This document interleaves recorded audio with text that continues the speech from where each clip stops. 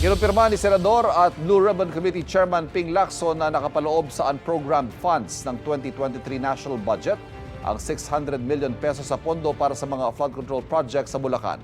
Kabilang din yan sa ibinahagi ni dating Bulacan 1st District Assistant Engineer Bryce Hernandez na humiling ng legislative immunity sa gitna ng paghahayag niya ng mga detalye ng proyekto. May unang balita si Sandra Aguinaldo.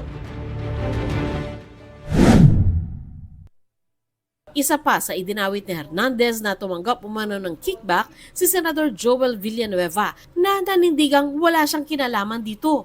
Binalikan ni Villanueva ang umunay litrato ng disappearing messages na umunay usapan ng senador at ni Alcantara noong October 2023. That time po, ang sabi po ni Boss Henry, nagre-request daw po si Senator Joel ng pondo po. Nang almost parang ang pagkakabanggit ni Boss Henry is 1.5 billion. Subalit doon sa parang pumasok sa conversation po na napicturan, isang kayang ialat lang po sa kanya ni Secretary Bonoan is 600 million. Totoo naman I'm po. sorry, Mr. Chairman. There's nothing there. Kahit na Actual- picture lang yung pinicture mo, there's nothing there that states that, is this a new allegation that you're talking about? Was there a time na I asked or I nominated a flood control program sa inyo? Wala po, Your Honor. Ever since po. Ever since, wala, Mr. Chairman. Was there a time na naglabi si Senator Villanueva for any contractor na in-endorse, pinakitaan ng pabor, or nilabi sa iyo, Mr. Alcantara? Wala po, Your Honor. Ipinakita din ni Villanueva kung gaano raw kadali mapeke ang mga umunay usapan sa cellphone. Bryce and JB, nakita niyo yung pinakita kong video? Hindi ba ganun kadali gumawa? Yes or no lang? Nakakalungkot dahil yung chismis trying to destroy me, my name, our family, our loved ones. May mga anak din ako. Hindi po namin alam na pwede palang gawin yon, Your Honor. Bit-bit din ni Villanueva ang kopya ng General Appropriations Act at sinabing wala raw naman doon ang sinasabi umanong proyekto niya.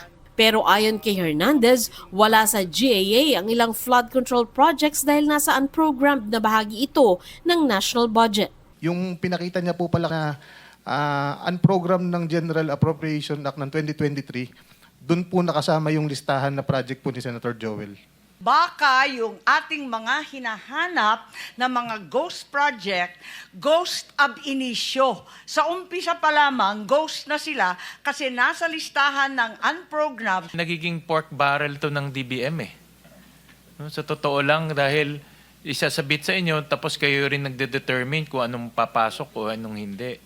Si Senador Erwin Tulfo naglabas ng litrato na nagpapakitang naroon si Alcantara sa pagbibilang ng cash sa isang kwarto at inilagay sa mga kahon. Paano mo mapapaliwanag ang litrato na ito na nandito ka, yung naka-blue na yan, na nagpaparte, ini-impake na yung limpak-limpak na salapi, nilalagay sa paper bag, ito oh. That's you, right? Or kakambal mo? Yes, Your Honor, ako po yun. Ikaw ang nag-supervise kung paano i-impake, kanino ibibigay. Definitely, mga naka-karton na yan. Oh. So, alam mo. Yes, Your Honor. Ayon kay Senate Blue Ribbon Committee Chairman Ping Lacson, ang mga cash ay isinugal ng tinaguriang Bulacan Group of Contractors o BGC Boys sa casino bilang paraan ng money laundering. Sa pagtingin sa isang litrato, isang dating kongresista ang idinawit ni Hernandez. Hindi, sabihin mo na lang, para kanino itong mas Ano malapit po, ito? ang nakalagay po dyan is Mitch po. Kung hindi po na maling pagkakatanda ko, ang sabi po dyan ni Boss, para po kay Mitch Kahayon po yata yun. Dating kongresista si Mitch Kahayon Uy, sa pagdinig, iginiit ni Alcantara na project engineer at implementing section chief ang nakakaalam at unang pumipirma sa proyekto. Sa amin po kasi, pag po nakapirma na po kasi yung mga nasa baba po sa akin, pinipirmahan ko na po yun. Pero git ni Hernandez, magkakasabwat sila sa modo sina Alcantara, Engineer JP Mendoza at Engineer Paul Duya. Ano po ang naging papel ni JP Mendoza dito? Siya ba ang arkitekto? Isa sa mga arkitekto na bodos? Your Honor, actually, involved nga po si Engineer JP Mendoza, ako, at saka po si Boss Henry, at saka isa pa po naming project engineer.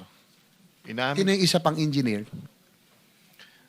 Si Engineer Paul Duya po. So, yung project na yan, meron po kaming sharing na pag kumita po, si Boss Henry po merong 40%, ako po may 20%. Si Engineer JP meron po 20% at si Engineer Paul Duya meron din po 20%. Sabi ni Hernandez, naisip nilang gumawa ng ghost projects pero hindi raw niya alam kung sino ang proponent o mambabatas na nagpapasok ng proyekto sa budget. Bakit nyo naisip yung ghost? Ano rason? Tumaas ba tara? O tumaas ang cost? Bakit hindi nyo ginawa yung mga proyekto? And isa na nga rin pong isa na rin pong kasagutan yung tumaas po ang tara. Ano po yung tarang nyo? Kanino napupunta? Sa proponent daw po, sabi ni Boss. Honest, wala po akong direktang pakikipag-usap sa proponent. Sino po yung proponent na sinasabi ni Bryce? Hindi ko po alam sa kanya, Your Honor. Every time po na may tatanong sa kanya, puro po ang turo sa akin. Maliwanag ba naman po rito na sinasabi ng mga contractor na sila po ang kausap dyan. Nanindigan naman si Alcantara na wala silang alam sa budget insertions. Nagsumite lang daw kasi sila ng wish list sa regional office ng DPWH. Pero hindi ito umubra sa mga senador kaya kinontempt siya. Humarap din sa pagdinig si Sally Santos na may-ari ng Sims Construction Trading na humingi ng proteksyon sa Senado dahil nangangamba raw siya sa kaligtasan niya. Ayon kay Santos, pinahiram niya ang lisensya niya dahil hindi niya akalaing gagamitin ito sa anomalya ng mga taga-DPWH mismo. Hindi ko po alam na gagawin po nila Engineer Bryce at JP Mendoza po yun. Kasi po syempre po, sila po tauhan po ng DPWH. Naniniwala po ako na hindi po nila gagawin yun dahil yung po kasi lisensya ko po, sa pilitan na po nilang iniram po sa akin. Humiling naman ng legislative immunity sila Hernandez at Mendoza. Ibig sabihin nito, hindi magagamit laban sa kanila ang mga isisiwalat nila sa pagdinig. Handa rin daw si Hernandez na pumirma ng waiver para buksan ang kanyang bank accounts at isauli ang lahat ng kailangan niyang isauli.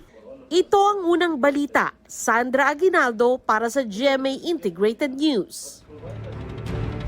Kinundina naman ni dating Caloocan Representative Mitch Cahayon Uy ang pagdawit sa kanya ni Bryce Hernandez sa maanumalyang flood control projects. Giiti Uy, walang basihan ng anyay paninira sa kanyang pangalan.